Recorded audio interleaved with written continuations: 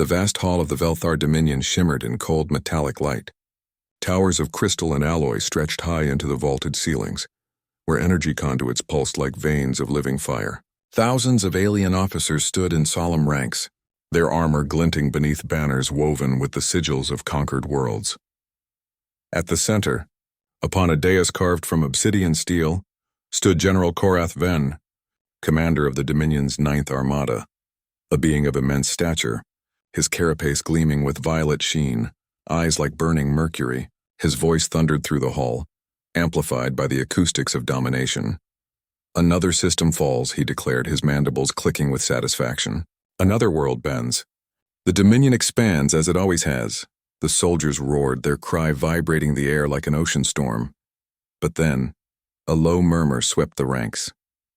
A projection shimmered into being, a sphere of blue and green, a small planet almost delicate compared to the brutal expanse of the Dominion's conquests. "Ah," Korrath said, his voice lowering to a sneer. "Earth," the name dripped with derision. He studied the planet for a long moment. "I've read their transmissions, watched their broadcasts.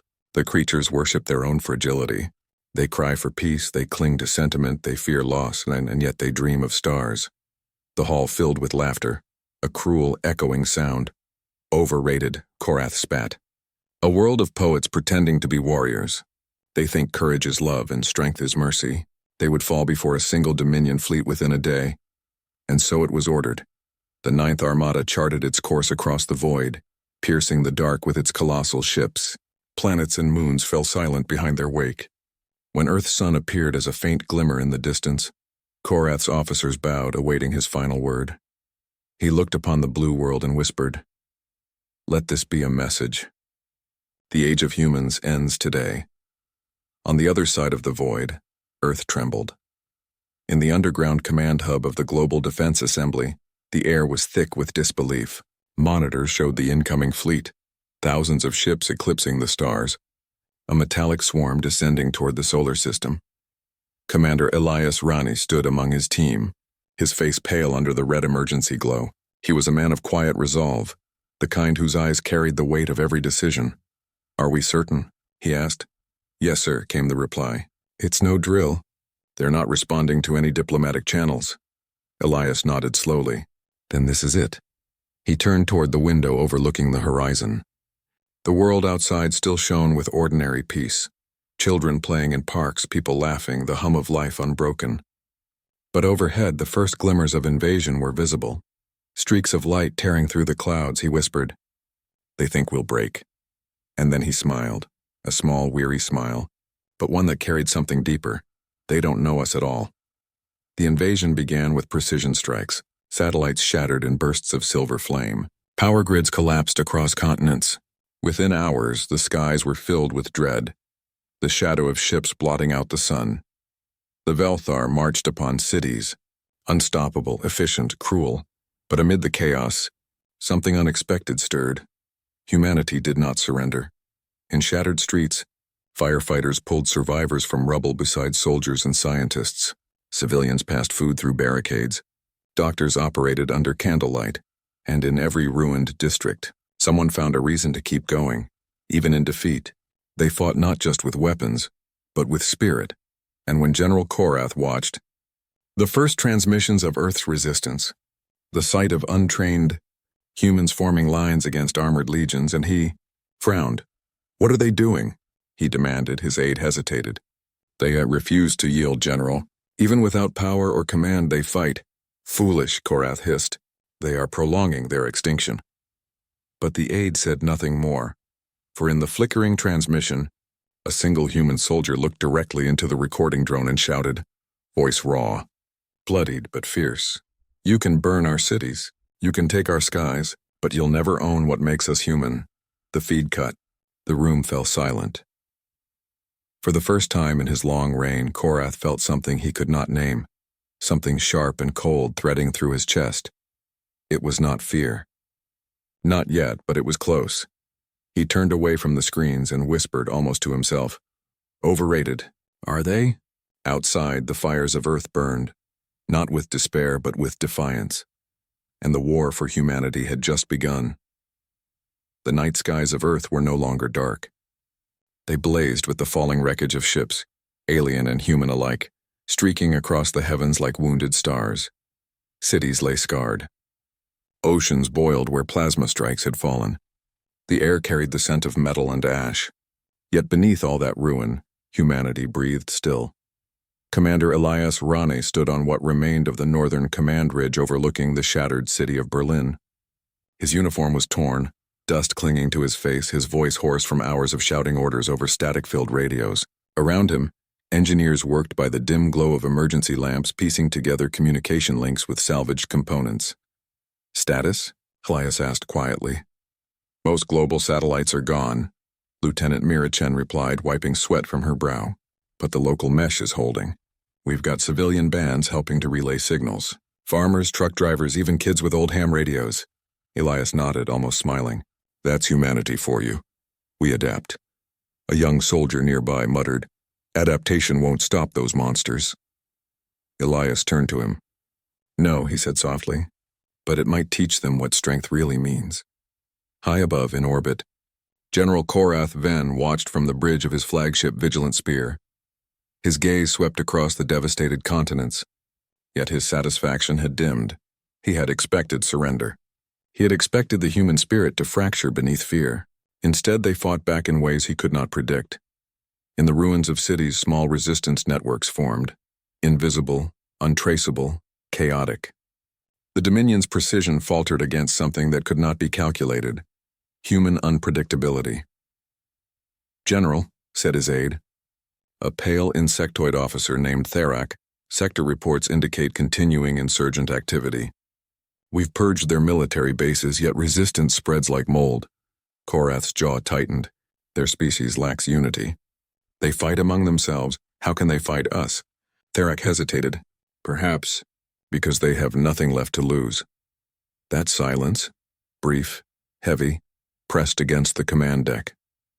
Korrath turned back toward the holographic map of Earth. "Then we'll take even that. I want every city purged of potential resistance. Crush their morale." The aides obeyed, but as they departed, Korrath's eyes lingered on the blue planet below. His reflection shimmered faintly on the glass, proud, powerful, yet strangely uncertain. In the shattered subway tunnels of Paris, survivors huddled among the wreckage. Candlelight flickered over graffiti-covered walls, messages of hope scrawled in a dozen languages. "We fight. We endure. We are still here." At the center of this hidden refuge sat Dr. Liana Morel, a biomedical engineer turned resistance leader. She held a child's hand as she spoke into a cracked radio. "This is Echo 7, transmitting to any surviving command nodes.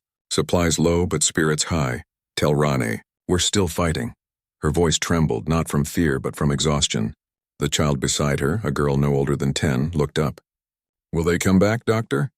Liana smiled faintly. "They never stopped coming back, child. That's what makes us human."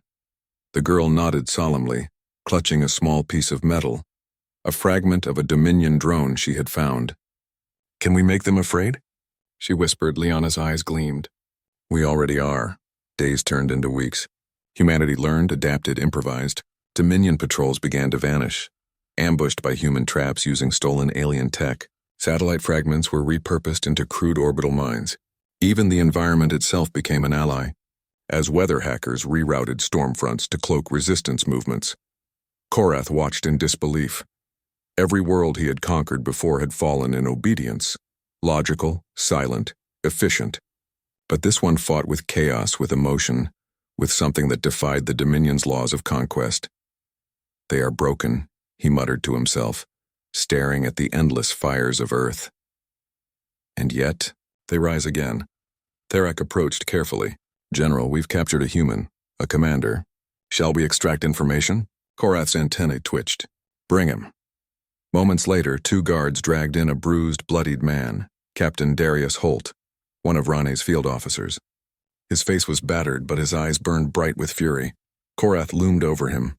"Tell me," he hissed, "why do your people fight?" "You cannot win." Darius coughed, blood on his lips. "Because," he said, grinning weakly, "you don't understand what losing means to us. When we fall, we rise meaner, stronger, louder." Korrath stared, There was no deceit in the man's eyes, only belief. He gestured for Darius to be taken away, but long after the human was gone, the words lingered. When we fall, we rise meaner. The phrase echoed in Korrath's mind, disturbing his cold logic. On the ground, Elias Rani stared at a transmission flickering on his cracked tablet, a recording smuggled out from a captured Dominion outpost. It showed Korrath himself mocking Earth. Overrated, the alien had said. Elias's jaw set. Then let's make him eat that word, he whispered. And as dawn broke over the smoking horizon, humanity's counterstrike began. Quiet, unseen, but inevitable. The storm that rolled across the Atlantic that night was unlike any other. Lightning forked through thick black clouds.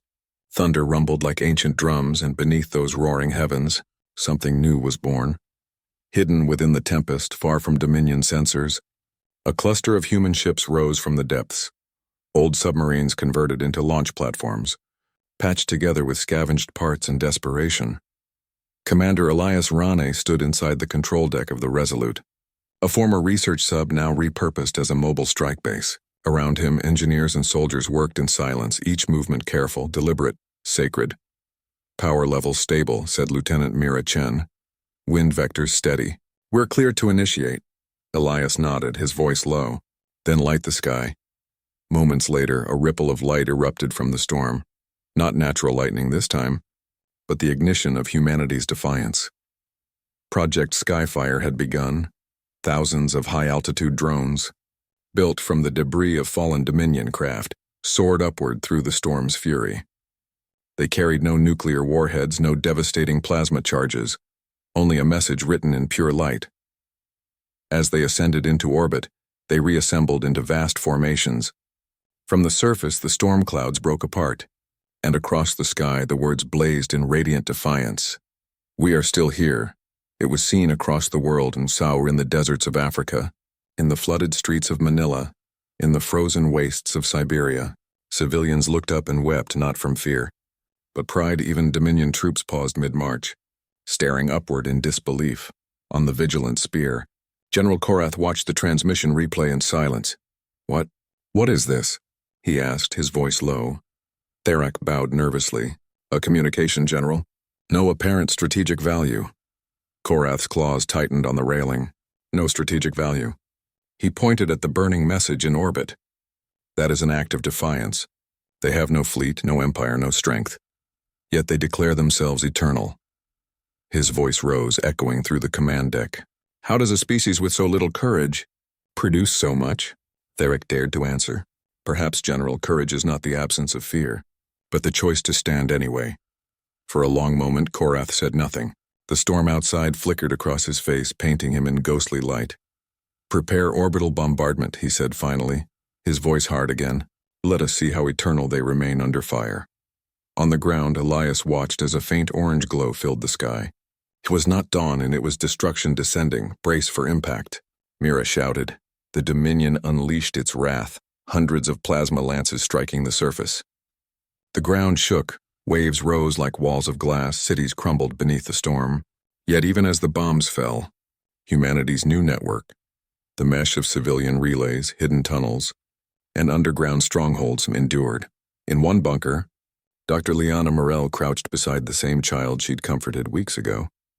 The little girl trembled as the earth roared. Liana whispered, "Listen to me." "Do you hear that?" The girl shook her head. "That's thunder," Liana said softly. "The sky itself is angry for us. But thunder passes. It always does." And outside, as fires raged, her words proved true, for amid the ruins, another kind of sound began to rise. Music. Somewhere in the rubble, a battered speaker played an old Earth song, its melody cracked but defiant.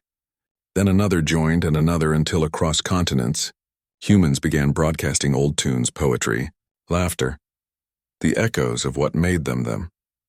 When Dominion troops advanced through ruined streets, they heard voices over hacked comms, not orders but stories, recordings of children's laughter, of astronauts reading poetry from the first lunar landing, of explorers whispering awe at the stars.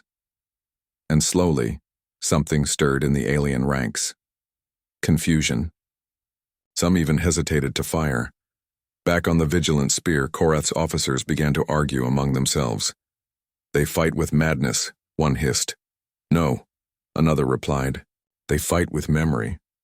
Korrath turned away, but unease gnawed at his chest. His empire had conquered countless worlds, but none had resisted like this, with art, with faith, with something invisible yet stronger than any shield. He closed his eyes briefly, and an image came unbidden, a small planet, blue and green, fragile yet bright. Was it possible, he wondered, that the strength he mocked was the very thing his own empire lacked? But pride burned that thought away. "Prepare the command fleet," he ordered. "If their hope cannot be broken, then we will bury it." At dawn, when the skies cleared and the fires dimmed, humanity emerged once more from its shelters. The air was thick with smoke and dust, but the people stood. Commander Elias Rane climbed atop a ruined tower and looked toward the horizon. The words from the night before still glowed faintly in the heavens. "We are still here." He turned to Mira and smiled faintly. "Then we make them see what that means." For beyond the clouds, the Dominion's great fleet began to shift formation, unaware that humanity, against all odds, was preparing to strike back in a way they had never faced before. The turning of the sky had begun. The morning after the orbital firestorm dawned gray and trembling. Smoke drifted across the oceans like ghosts of burned cities, and the wind carried the scent of both ruin and rebirth. Commander Elias Rane stood atop the battered ridge overlooking what remained of Berlin. Behind him, makeshift tents fluttered in the cold breeze, shelters for survivors, medics, engineers, and soldiers who had endured the impossible. The horizon was quiet. "Too quiet. Report," Elias said softly, his breath misting in the morning air. Lieutenant Mira Chen approached, her face streaked with soot, but her eyes alive with determination. "Communications grid is stable again. We've got contact with echo stations across Europe, Asia, and North America. Casualties high, but resistance forces still operational." Elias nodded slowly. "And the Dominion? Still above us.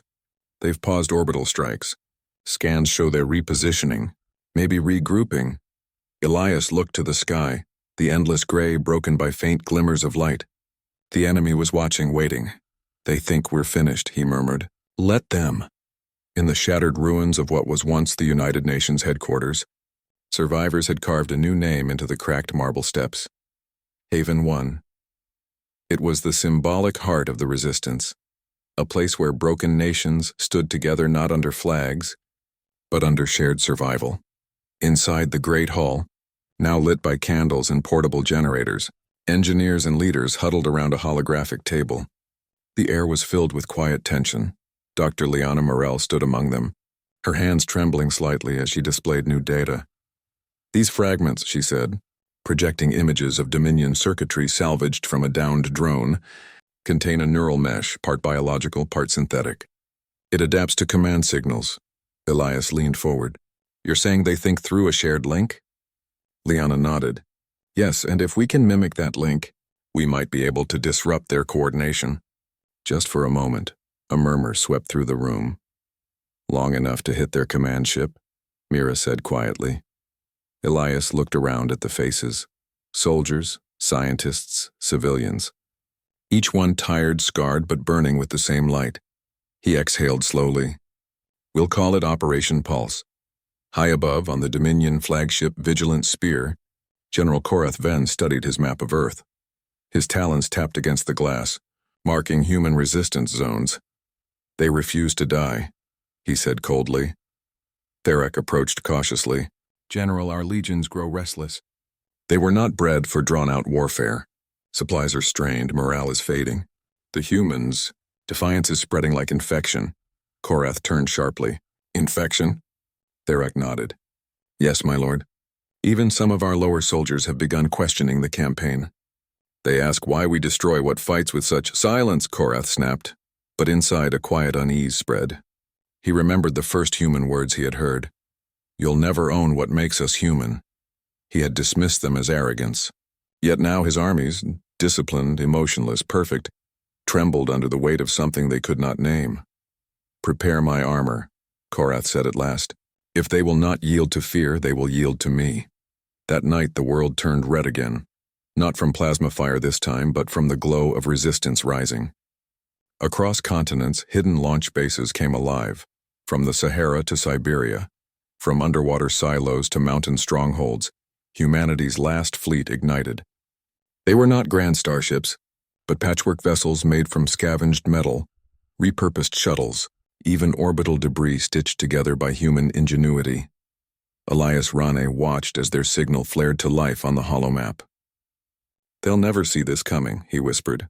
Mira smirked faintly. "You really think we can pull this off?" Elias turned to her. "We don't need to win today. We just need to remind them that they can bleed." In orbit, as Dominion ships shifted into formation, something strange occurred. Their sensors began to flicker. Communication scrambled, coordination frayed. "General," Therak cried. "Something's interfering with the neural mesh." "We've lost link integrity." Korrath's eyes blazed. "Source?" "Unknown. It's coming from the planet itself." And then through the interference, a human signal burst across every Dominion frequency. It was Liana Morel's voice, calm and clear. "To the Dominion forces, this is humanity. You claim strength through unity, but your unity is slavery. Ours is choice, and that is stronger." The signal cut, but the damage was done. For the first time in Dominion history, their fleet moved out of sync. Elias saw the opportunity. "All wings now, strike!" Human ships rose like phoenixes through the atmosphere, diving straight into the heart of the disoriented Dominion fleet. The sky became a maelstrom of fire and light. For every human vessel that fell, another took its place. The air crackled with defiance, with desperate courage, with hope. Korrath himself descended to the battlefield in fury, his command craft splitting the clouds like a blade. "Bring me their leader," he roared. "I will end this myself." On the ground, amid chaos and thunder, Elias Rane stood his ground as Dominion troops descended. Around him the air burned, the earth shook. Yet still he fought. He raised his eyes to the sky, where 1,000 lights danced, human and alien alike, and whispered to no one and everyone, "This is the price of the dawn. And we'll pay it gladly." The world burned, but beneath that fire the future was being born. The upper atmosphere burned with the fury of 1,000 battles. Metal rained like stars, streaking across the heavens in trails of flame. The Dominion's once perfect formation was in chaos, their ships colliding, their systems faltering under the pulse of human interference. From the command deck of the Resolute, Commander Elias Rane watched as their patchwork fleet clawed its way into orbit. He could see it now, the colossal silhouette of the Dominion flagship Vigilant Spear looming like a floating mountain of steel. "That's our target," he said, "the heart of their empire." Lieutenant Mira Chen stared at the holomap. "That thing's twice the size of our entire fleet." "Then we'll just have to make it choke on us," Elias replied. His voice steady, his eyes fierce. He opened a channel to all units. "This is Commander Rane. You all know what's at stake. You've lost families, homes, entire worlds. But today you fight not for what's gone. You fight for what will be. Humanity does not kneel. Not to kings. Not to empires. Not today," a chorus of voices answered. Raw, tired but unbroken. "Not today." And with that, humanity charged the heavens. On the Vigilant Spear, alarms screamed. Command decks flickered. Officers shouted over the storm of static. "General!" cried Therak, his voice strained. "Multiple human ships incoming. They're ignoring defensive formations." Korrath stood unmoving, eyes locked on the swirling hologram before him. The sight of humans diving through debris, weaving through explosions, fearlessly hurtling toward impossible odds. "Madness," he muttered. "Absolute madness," Therak turned to him. "It's working, General. Our outer defenses are breaking apart. The neural mesh—" "I know," Korrath growled. "Then we end it the old way." He turned toward his honor guard. "Prepare for surface deployment. If their leader wishes to defy me, let him do so face to face." In the chaos above, Elias received the update. Enemy flagship deploying ground pod. Coordinates, Central Europe. Mira looked at him sharply. "He's coming down." Elias's voice dropped to a whisper. "Then we meet him." He turned to his crew. "You're in command now, Mira. Keep them fighting. Whatever happens, humanity must not fall silent." Mira grabbed his arm. Elias, but he only smiled faintly. Someone has to look the devil in the eyes. Moments later, A small dropship broke away from the Resolute, streaking through smoke and lightning toward the war-scorched earth below. The impact shook the ground like thunder. General Korrath Ven stepped from his landing pod, towering over the ruins and a living monument of war. His armor shimmered with energy, each step burning the ground beneath him. Around him, Dominion soldiers formed ranks, but he ignored them, scanning the horizon. And then, through the smoke and dust, a single figure approached, battered, limping. Human Elias Rainey. The two faced each other amid the ruins of a once great city. "So," Korrath said, his voice deep and echoing, "you are their leader." Elias's breathing was ragged, his body bruised, but his gaze was steady. "No," he replied. "I'm just one of them." Korrath's mandibles twitched. "Perhaps amusement, perhaps irritation. You've cost me fleets, time, and soldiers. For what? You cannot win." Elias looked up at the gray sky, where streaks of fire traced across the clouds, falling ships, dying stars. "Maybe not," he said quietly, "but we can make you remember us." Korrath raised his weapon, energy crackling. "You will die here, human." Elias drew his sidearm, a relic of older wars, and aimed it, though he knew it would never pierce that armor. "Maybe, but you'll bleed first." For a moment, silence. The wind carried ash between them. Then the world erupted. Korrath struck first, a blast of plasma tearing through the street, sending Elias flying. The commander hit the ground hard, pain exploding through his ribs. But he forced himself up, coughing blood, firing his weapon again and again. The bullets sparked uselessly off the general's armor, but Elias kept shooting. Not for victory, but for defiance. Korrath advanced slowly, methodically, his weapon humming. "Do you not understand?" he thundered. "Strength rules. Mercy is weakness. Dominion is order." Elias spat blood, laughing weakly. "No, dominion is fear, and you're learning what happens when fear meets humanity." He pressed a small device on his wrist, a beacon. Far above, the Resolute received the signal. Mira's eyes widened. He found him. She turned to her crew. "Prepare orbital strike on the marked coordinates." "Right on his position." "Ma'am," a tech protested. "Elias is still down there." Mira swallowed hard. "He knows." On the ground, Korrath loomed over Elias, weapon raised for the final blow. "You die without purpose," the general hissed. Elias looked up, smiling faintly through the pain. "No, I die proving you wrong." A sudden light filled the sky, blinding, pure, and unstoppable. The orbital strike hit like the wrath of creation itself. The shockwave tore through the ruins, swallowing both man and monster in a storm of fire. For a heartbeat, the world went silent. Then the transmission flickered through every human frequency, Elias's final words recorded before the blast. "Tell them. We stood, tell them. We made the stars tremble." In orbit, Mira watched as the Dominion flagship faltered, its central core rupturing, its control network collapsing. Cheers and tears filled the Resolute's bridge, but she didn't smile. She only whispered, voice trembling, "Rest easy, Commander. The heart of the enemy has fallen." Far away in the shadowed remains of the battlefield, molten metal cooled in silence. And deep within that ruin, a faint movement stirred. The battered, broken frame of General Korrath dragging himself from the ashes. He had survived, and his rage burned brighter than ever. The battlefield was silent now, but it was not peace. Only the kind of heavy, exhausted quiet that follows a storm of unimaginable fury. Smoke curled from the craters of cities, and the jagged skeletons of alien ships littered the scarred horizon. The air still smelled of ozone and fire. From a ridge above the ruins, Lieutenant Mira Chen surveyed the aftermath. She had not slept in days. Her hands were scratched, her uniform torn, but her eyes burned with the same fire that had carried them through the impossible. Around her, human survivors emerged from shelters, carrying the wounded, collecting supplies, and quietly rebuilding. This is the price," Mira whispered, staring down at the remains of the Dominion assault. "We won, but at what cost?" She felt a presence behind her.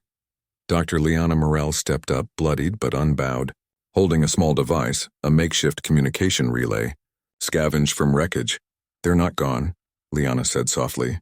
"Even if we shattered the fleet, the Dominion, they survive." Mira's gaze hardened. "Then we finish it. We have to." Deep in the smoldering wreckage, General Korrath Ven stirred. His armor was cracked, scorched, but he moved with the terrible precision of a predator who refuses to die. Each step left burns in the rubble beneath him. His once pristine mandibles were chipped, and his once glimmering carapace dulled to ash gray, but his eyes, molten, unyielding, shone with fury. He surveyed the destroyed human encampments, noting their resilience, their defiance. He paused on a group of survivors huddled together, tending to each other amid the ruins. They endure, he hissed. Even broken, they endure. Therak, crawling from nearby wreckage, approached cautiously. General, we are diminished. Entire fleets lost, coordination failing. The humans, they rally stronger than logic allows. Korrath's claws clenched into fists. Then logic is wrong, and I am the consequence of being wrong. He lifted his gaze to the sky, where fragments of human ships floated like fallen stars. He did not fear death. He did not fear defeat. He feared something else, irrelevance. That a species so overrated could rewrite the fate of the cosmos while his empire faltered. On Earth, Elias Rane's sacrifice became the spark that ignited the final campaign. Across continents, resistance cells coordinated through the makeshift communication network, striking Dominion forces with a ferocity that was now precise, disciplined and fueled by hope. In the ruins of Paris, Liana Morel directed engineers to salvage Dominion technology. She had discovered something vital in the wreckage of Korrath's command pods, the neural mesh that connected his forces.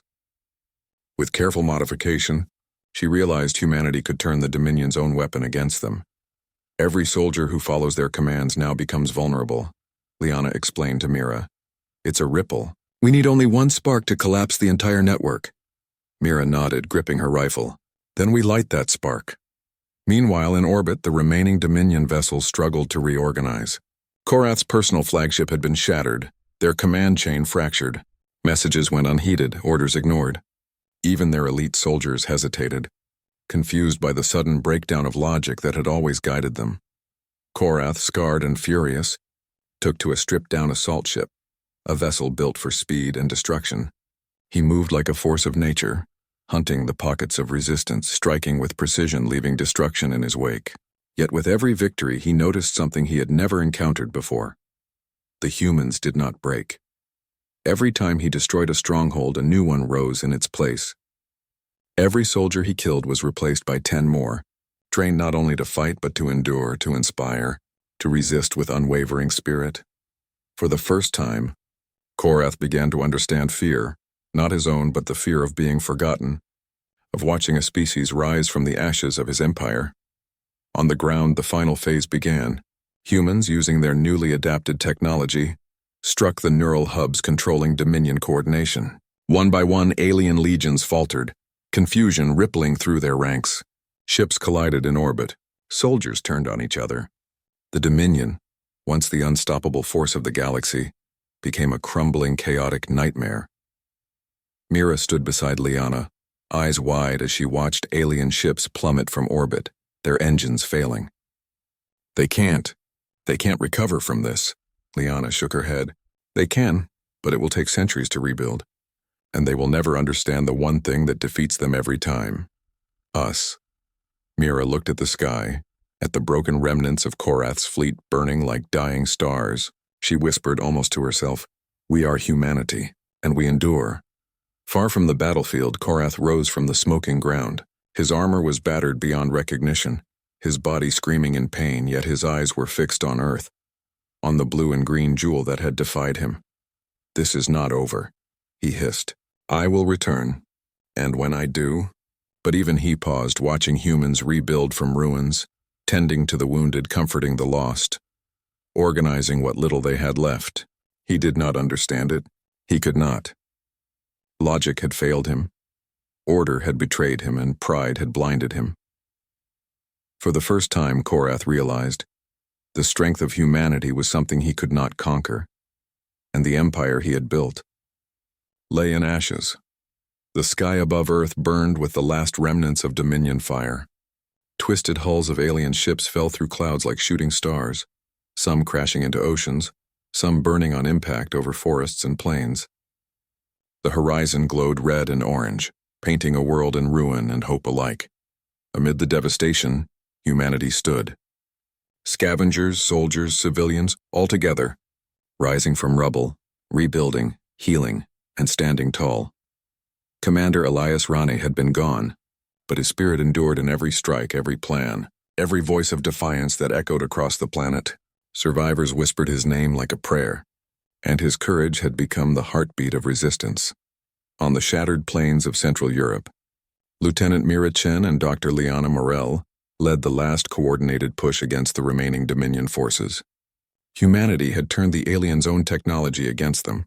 The neural mesh was now a cage of chaos for the invaders. Every Dominion soldier that once moved as a perfect unit now faltered, struck down by unpredictable human ingenuity. "Their order is broken," Liana said, eyes scanning the battlefield. "Every command they've relied on is corrupted. The rest is up to the humans on the ground." Mira's hand rested on the stock of her rifle. "Let's finish it." Far above the planet, the last fragment of the Vigilant Spear drifted in orbit, crippled and burning. From it emerged General Korrath Venn, standing atop his stripped assault craft surveying the chaos below. His mandibles clicked sharply in anger, his armored frame scarred and warped from countless battles. "Impossible," he hissed, voice raw with fury. "Every system I've conquered, every world I've dominated, none defied me like this." Therak, his aide, approached slowly, antennae lowered. "General, the humans, they endure," Korrath shouted, cutting him off. "They endure without logic, without reason, without mercy." "How can this be?" Therak bowed. "It is their nature, my lord. They fight for more than victory. They fight for themselves." Korrath's claws clenched. Rage and disbelief surged like molten fire. For the first time, he felt what he had never felt in his centuries of conquest: helplessness. On the ground, humans pressed their advantage. Engineers rigged captured Dominion weapons, soldiers led skirmishes, and civilians set clever traps in ruined cities. Every strike, every maneuver carried the weight of human history, of survival against impossible odds, and then, as if the planet itself had joined the fight, storms rose in the path of the Dominion's retreat, covering attacks in rain and lightning, masking movements and disorienting the enemy. Mira turned to Liana, eyes shining. "It's almost over." Liana nodded, hands trembling. "Almost, but we must make sure they never forget it." Korrath realized his empire had collapsed. His greatest fleets lay destroyed. His command network shattered. His pride and arrogance, the very tools that had carried him through centuries, betrayed him. He drifted in orbit above a planet that laughed at his expectations, at the overrated species he had mocked. And finally, his voice cut through the silence, low and bitter. "Overrated," he whispered. Below him, the planet pulsed with life, with chaos, with hope. Humanity had survived the unimaginable. Humanity had struck at the heart of his empire and shattered it completely. And in that moment, Korrath understood. The mockery he had cast was returned, not with words, but with reality. His empire lay broken. His fleets were ashes. His pride, his certainty, his logic, all meaningless against a species that fought not just with weapons but with heart. In cities rebuilt from ruins, humans raised their eyes to the sky.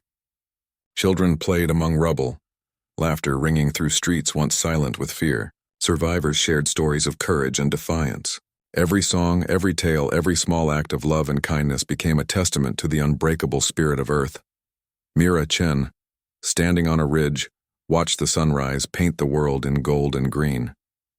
Beside her, Liana Morel exhaled slowly. "We did it," Mira said softly. "No," Liana replied, voice steady. "We survived. And surviving is just the beginning." And far above, the remains of the Dominion drifted, silent, broken, a shadow of the empire that had once mocked humanity. Somewhere within it, Korrath seethed, knowing he had underestimated what it meant to be human. Earth was not just alive. Earth had triumphed, and that, Korrath understood finally, was a truth no empire could ever conquer. The planet breathed, scarred but undefeated. Humanity stood, bruised but unbroken. And for the first time in millennia, the stars themselves seemed to recognize that Earth was no longer overrated. It was unconquerable.